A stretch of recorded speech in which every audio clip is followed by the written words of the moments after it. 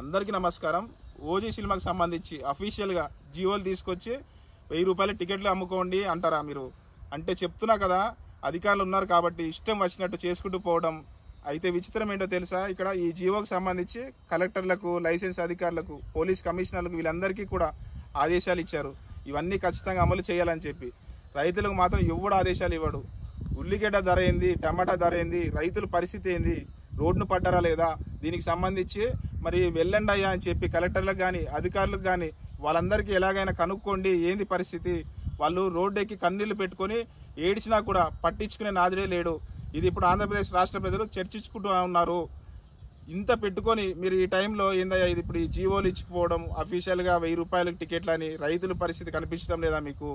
ప్రశ్నిస్తానన్న పవన్ కళ్యాణ్ గారు మరి ఎక్కడ రైతుల పరిస్థితి చూసినా కూడా ఆంధ్రప్రదేశ్ రాష్ట్రంలో నువ్వు ప్రశ్నించేవా? పవన్ కళ్యాణ్ గారు నీ సినిమా మాత్రం 1000 రూపాయల వరకు టికెట్లు అమ్ముకునేలా కొత్త జీవోలు, మరి రైతులు ఏడుస్తున్నా వాళ్ళకి ఏ జీవోలు ఉండవు. రైతుల పరిస్థితి మాత్రం ఆ రకంగానా?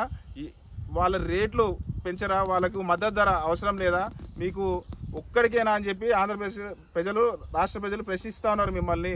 పాపం ఉల్లి రైతులు ఉల్లిని రోడ్డు మీద పడేస్తూ ఉన్నారు, టమాటాని రోడ్డు మీద పడేస్తూ ఉన్నారు. ఇట్లాంటి సిచ్యువేషన్లో కూడా మీరు సినిమాకి ఇచ్చే ఇంపార్టెన్స్ ఇంతవరకు కరెక్ట్ అని చెప్పి రాష్ట్ర ప్రజలు అనుకుంటా ఉన్నారు. మీరు చేసే పనుల వల్ల మీకు పబ్లిక్లో చెడ్డ పేరే వస్తుంది, ఆల్రెడీ వచ్చింది. కొంచెం నా మాట వినండి.